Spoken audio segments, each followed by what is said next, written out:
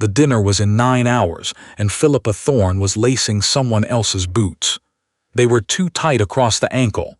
Mrs. Drummond had narrow feet and liked her staff to look neat, which in practice meant they looked pinched.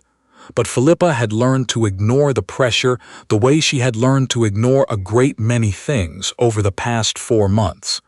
The discomfort of borrowed shoes, the sound of her own name said wrong, said flatly, said without the weight it used to carry. The particular silence that fell when she entered a room she had once owned. Ashvale House had 23 rooms. She had counted them as a child, trailing her fingers along the wallpaper in the upstairs corridor, while her father walked behind her, naming each one like he was introducing her to old friends. The yellow sitting room, the library with the stuck window, the bedroom at the end of the east hall that got the morning light first and kept it longest. She knew every room. She knew which floorboards creaked and which doors swelled in August. She knew that the cook, whoever the cook was now, would be starting the bread at this hour, and that the smell of it would drift up through the back staircase and sit in the linen cupboard for half the day. She was, at present, employed as a parlour maid. The position had taken 3 weeks to obtain, which was 3 weeks longer than she had anticipated and considerably more humbling than she had prepared for. It turned out that the skills Philippa had acquired over 26 years of being the daughter of a respected household were not the same skills that made one useful in a respected household. She could plan a menu but not execute one. She could arrange flowers but not quickly. She could read French and play the pianoforte tolerably well, and neither of these things had come up once in her interview with the housekeeper. Mrs.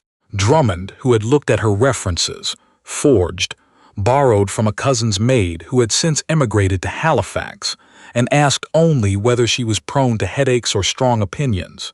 Philippa had said no to both. She was, in fact, prone to both. But she was also desperate, which was a condition that improved one's tolerance for dishonesty considerably. Her father had died in March. That was where the story actually began, though Philippa had spent the month since trying to find an earlier point, some moment where things might have been caught and corrected. Her father had died in March, intestate, which his solicitor had explained with the specific combination of regret and impatience that men use when delivering bad news to women they do not expect to understand it. Intestate meant no will. No will meant the estate passed according to default law. Default law, in the case of Ashvale, meant that without a will explicitly naming Philippa as heir, the property reverted to the nearest male relative. The nearest male relative was her cousin Bertram Sully. Bertram was 43 years old and had visited Ashvale exactly twice in Philippa's memory, both times at Christmas, both times to borrow money from her father that he had not repaid. He had arrived in April with a solicitor of his own, and a wife Philippa had never met, a woman named Honoria, who had walked through the house with the particular evaluative attention of someone pricing furniture. The solicitor had been very clear. Philippa had 2 weeks. She had spent the first week in something she could only describe afterward as a controlled collapse, functioning, outwardly, while the interior of her life came apart like wet paper. She had written letters. She had made appointments. She had consulted her father's old solicitor, Mr. Croft, who had looked genuinely pained and told her there was nothing to be done legally, and then looked less pained when she left, which she had noted. She had spent the second week making a plan. The plan had seemed reasonable at the time. It seemed less reasonable now, 4 months into it, with her feet compressed into Mrs. Drummond's spare boots and a list of silver to be polished before the evening began. The evening was a dinner party. Lord Blackwell was entertaining. This was how Bertram styled himself now, Lord Blackwell, which was technically accurate and comprehensively absurd, because Bertram was still the same man who had borrowed £40 from her father for a horse he never purchased and written a thank-you letter with 3 spelling errors.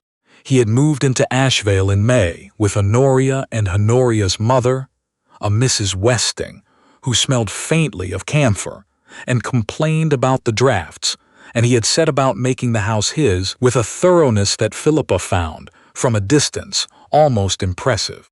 She had not intended to be anything other than distant. She had taken the position to gather evidence. This was the reasonable part of the plan. Her father's solicitor, Mr. Croft, had died in January before her father, and the new solicitor, a younger man, a Mr. Fenwick, had told her when pressed that there had been a will. He had seen it. He had been present when it was signed 2 years prior in this very office. He had looked at her very steadily when he said this, and she had understood, without him saying so directly, that the will had since disappeared, and that he was not willing to say so on record without something more concrete than her word and his memory. The will named her. She was certain of it. Her father had told her so explicitly, sitting in the library with the stuck window on a Sunday afternoon in November, his voice carrying the particular deliberate weight of a man who wants to be clearly understood. He had said, "You will have Ashvale." He had said, "I've put it in writing." He had said, "Bertram will not be a problem." He had been wrong about that last part. The will was somewhere in the house. Philippa was nearly sure of it. Her father had been a cautious man, the kind who kept duplicates of important documents in the place he trusted most, which was not his solicitor's office but his own study. The study had a locked drawer in the 3rd desk from the window. She had never known what was in it. She had never needed to. She needed to now. The difficulty was access. The study was Bertram's territory. He had claimed it within a week of arriving, moved her father's books into boxes in the corridor where they had sat for 2 months before Honoria had them sold, and installed himself behind the desk with the air of a man who had always belonged there. He kept the study locked when he was not in it, which was not information. Philippa had been able to confirm until she was inside the house, watching, which was why she had needed to be inside the house, watching. 4 months of watching. She knew, now, that Bertram kept the study key on his person during the day and left it on the mantel in the upstairs bedroom at night. She knew that the locked drawer had a secondary keyhole that was older than the desk itself. The desk had been her grandmother's, purchased in Edinburgh and brought south, and that secondary keyholes of that era responded to a particular type of slim pick that could be fashioned from a bent hairpin if one was patient, and had access to a mechanical pamphlet which she had ordered under the name Mrs. Marsh from a shop in the village 3 months ago and had since memorized and burned. She was, by most reasonable measures, not the same person who had left Ashvale in April. She was also, by most reasonable measures, running out of time. Mrs. Drummond had mentioned twice that the new parlour maid from the agency was expected at the end of the month. Philippa had at most 3 weeks. Tonight's dinner party included, among its guests, a duke. This was new information, obtained yesterday morning when she had been tasked with polishing the good crystal, and Mrs. Drummond had been talking to the cook about place settings. The Duke of Keswick. Philippa did not know him. She knew of him. Anyone with connections to that part of the county knew of him, at minimum by reputation, which was considerable and not entirely flattering. He was said to be precise. He was said to be difficult to please. He was said to have opinions about the management of land that he expressed without invitation, which Philippa gathered was a quality that made him allies in some circles and enemies in others, depending entirely on whether you managed your land well. She did not know why he was coming to Bertram's dinner. She intended to find out. She intended, more specifically, to be in the room when it became clear. Parlour maids were meant to be invisible. She had gotten quite good at it. The guests arrived at 7. Philippa had positioned herself near the sideboard, which was the correct place to be unobtrusive while remaining useful. And she watched the room with the particular attention she had spent the last 4 months cultivating. Bertram at the head of the table, expansive and loud in the way of men who have recently come into money they didn't earn. Honoria at the far end, precise and watchful in the way of women who know their husbands are expansive and loud and have made their peace with managing the fallout. Mrs. Westing to Honoria's left, eating carefully and saying nothing. And the Duke. He arrived last, which Philippa gathered was intentional. Not rudeness exactly, but the particular timing of someone who has learned that waiting for them is something people will do. He was taller than she had pictured from the description, which had been vague, and he had the kind of face that did not give much away, which she recognized as a deliberate cultivation rather than a natural quality, because she had seen her father use the same expression when he was paying very close attention to something. The Duke of Keswick was introduced as Rothwell. Lord Rothwell in formal address. She stored this. He sat to Bertram's right. He ate without apparent pleasure or displeasure.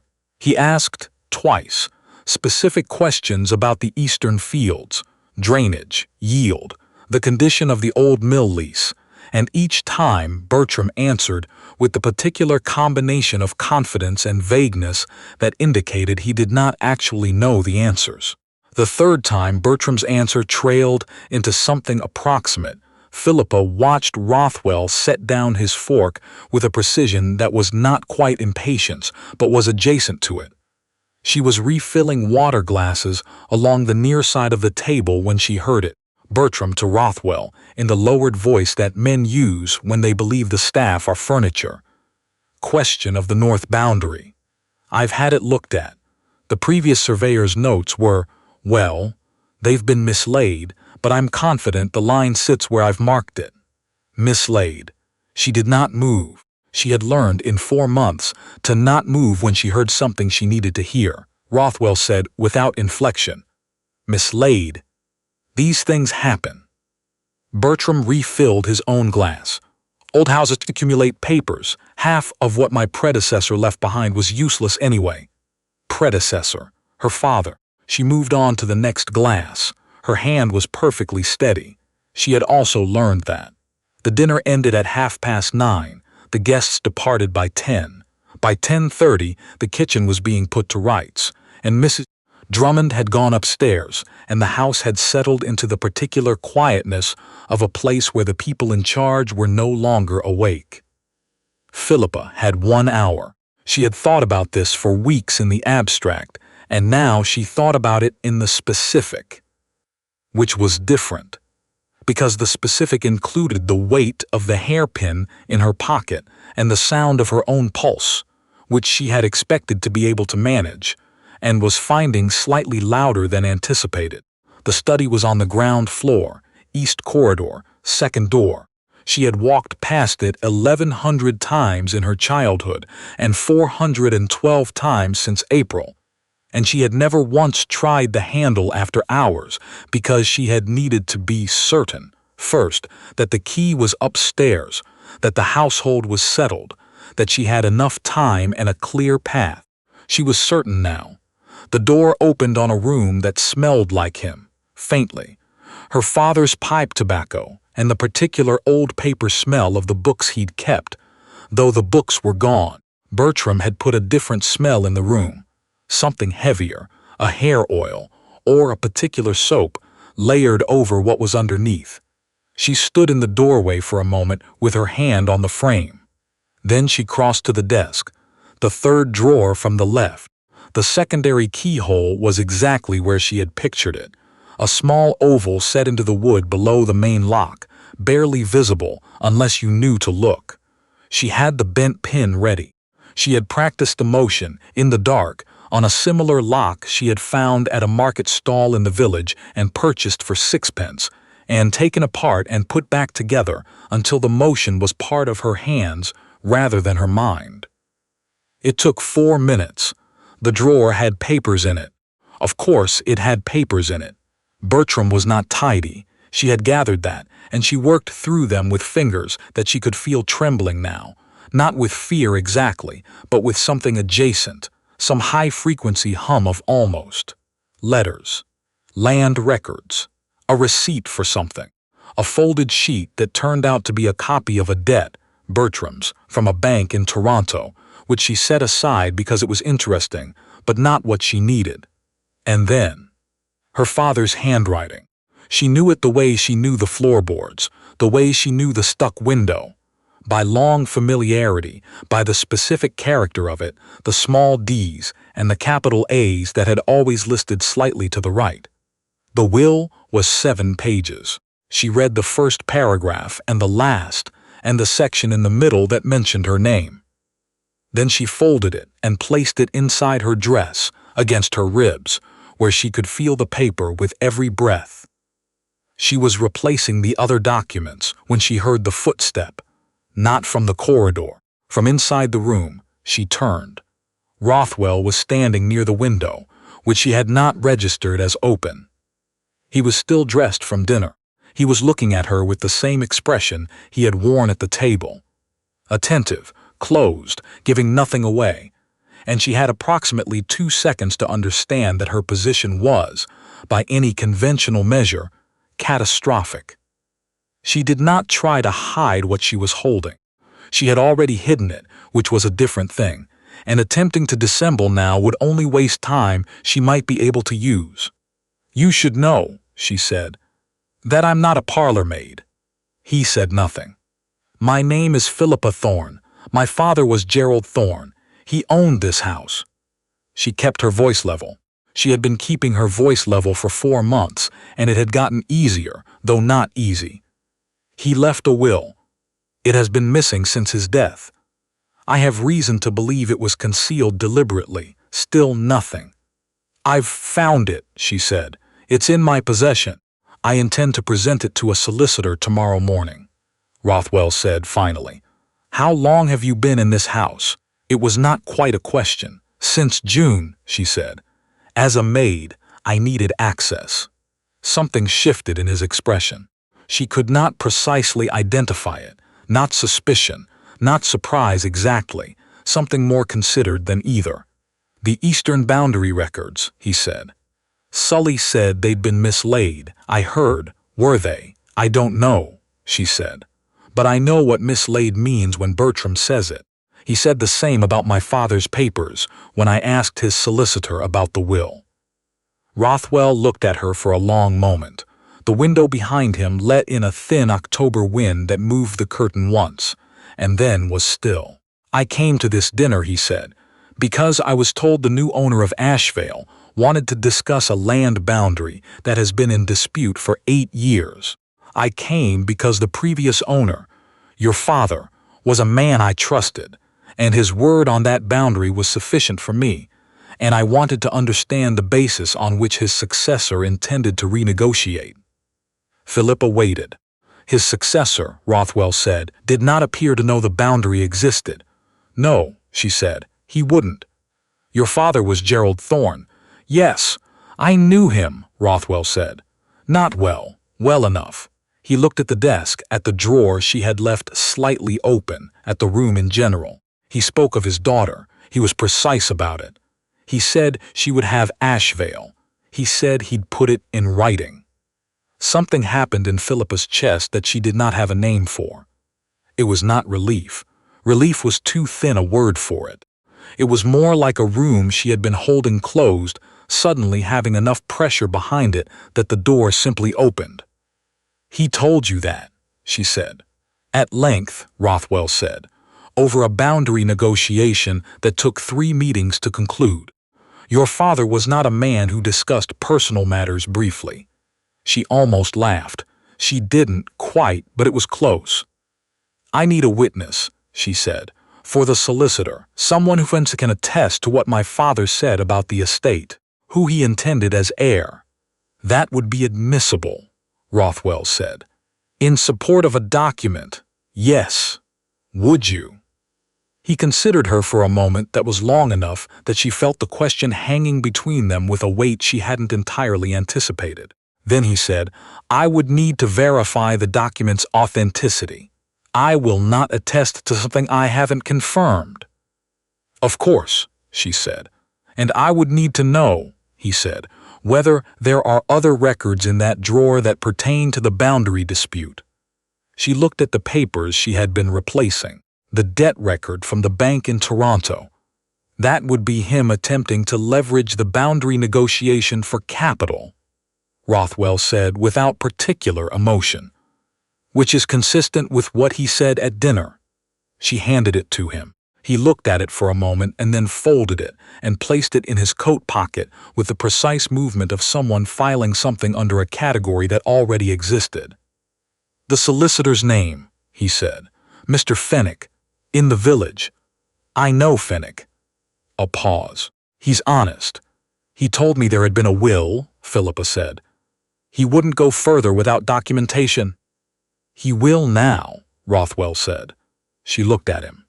"Why are you doing this?" He seemed to consider the question genuinely, which she had not expected. "Because your father's word was given to me in good faith," he said. "And I do not like arrangements built on documents that have been mislaid." There was something in the way he said the last word, dry, precise, a register above contempt, that she recognized from the dinner table. He had heard Bertram say it and had filed it too. "You'll still want the boundary negotiation," she said. "Eventually," he said. In the correct order, it turned out took 6 days. Mr. Fenwick received them on a Wednesday morning and spent 2 hours with the will and his own records and 2 telephone calls to a colleague in another office before he sat back in his chair and said that the document was genuine, that the secondary copy in his predecessor's files, which he noted with a flatness that said everything he had managed to locate once he looked properly, confirmed it, and that the matter of the estate was considerably more straightforward than it had appeared in April. Bertram was informed by letter. Honoria packed with a thoroughness and efficiency that suggested she had been prepared for this contingency, which was the most generous interpretation, or that she had known and had made her calculations accordingly, which was the less generous one, and probably more accurate. Mrs. Westing said something about the drafts on her way out that Philippa did not hear clearly and decided not to ask about. They were gone by Friday. Philippa stood in the front hall of Ashvale on a Friday afternoon in October and listened to the particular quiet of a house she knew. The floorboards, the stucco window, all the way upstairs, the smell of bread from the back stairs, because the cook, Mrs. Harrow, who had been there since before her father's time and had stayed on under Bertram with the resigned stoicism of someone who had survived worse, had started the afternoon baking. She walked to the library. The shelves were bare. Bertram had sold the books, which she had expected. But the window was the same window, the same tendency to stick at the lower left corner, and she opened it and stood for a moment in the October air coming through it. Rothwell called the following week, which she had not quite anticipated, though she found, examining her own reaction, that she had somehow reserved a space for the possibility. He came about the boundary. This was reasonable. The boundary had been in dispute for 8 years, and the new owner of Ashvale, the actual documented, legal owner, was now available to discuss it. He arrived on a Tuesday and was shown into the library, and Philippa thought, briefly, that it was strange to receive someone in a room. She was still in the process of refilling with books, with shelves half full and several stacks on the floor, and then decided it was not strange at all, because strange had been June through October, and this was just Tuesday. The boundary negotiation took, as her father had predicted it would, 3 meetings. In the first, they covered the surveyor's records. In the second, they walked the eastern fields together in weather that was inadvisable, but not quite impossible, the ground damp and the light going flat at 4 o'clock the way October light does in that part of the country. And Rothwell said, at one point, that the northern marker was clearly a post replacement, and she said she had thought the same at 16 when she had asked her father about it, and he had laughed and said she had good eyes. He mentioned that as well, Rothwell said. My eyes? That you noticed things. She looked at the marker. The wind off the fields moved through the long grass, and the sky above the north hill was a pale gray that was almost silver. He didn't tell me he'd spoken to you, she said. I don't think he expected the conversation to be relevant, Rothwell said. He wasn't planning to die. It was the most direct thing he had said to her, and she found she was grateful for it in a way she hadn't quite expected, for the plainness of it, for the not softening. No, she said. He wasn't. They were quiet for a moment. The grass moved. Far down the field, one of the remaining estate horses stood by the old fence with the patience of horses. He was right about the boundary, Rothwell said. For the record. I know, she said. I've read his notes, so have I. He paused. They're more thorough than mine. She looked at him. Was that a compliment to my father or a criticism of yourself? Both, he said, with something that was not quite a smile but lived in the same neighborhood. The third meeting was in the library again, with Maps and Fenwick, who drove up from the village and sat at the table with his files, and was, Philippa observed, markedly more communicative than he had been in April. The boundary was settled in an hour. Fenwick left at 2. The fire in the library had been going since morning, and the light was coming through the newly unstuck window. She had asked the groundskeeper to look at it, and there were still books on the floor in stacks that she hadn't gotten to yet. Rothwell did not immediately leave. He stood near the shelves, looking at the titles she had recovered or repurchased or, in a few cases, tracked down through 3 letters to second-hand booksellers in different cities. You're rebuilding it, he said. I'm trying. She was sitting with the maps, rolling them to be returned to the estate room. It's slower than I'd expected. The originals are mostly gone. Some of them may be traceable, he said. Estate libraries of that size, the books don't disappear. They get sold to other estates, they said. I've thought of that. I have a catalog, he said, from my own library. If any of the titles appear in it, they would be from a sale made some years ago, and I'd be able to tell you where they went. She looked up. He was looking at the shelves, not at her, with the same precise attention he seemed to apply to everything. If you wanted, he said, it would take some time, cross-referencing. It would, she said. I find I'm not at present unwilling to spend that time. She considered him. The fire, the October light through the window, the particular quality of a sentence spoken carefully by someone who was accustomed to being careful with them. That's a very measured way, she said, to propose returning to a house you don't have formal business in. He turned then and looked at her with that expression she had first catalogued across a dinner table when she was supposed to be invisible.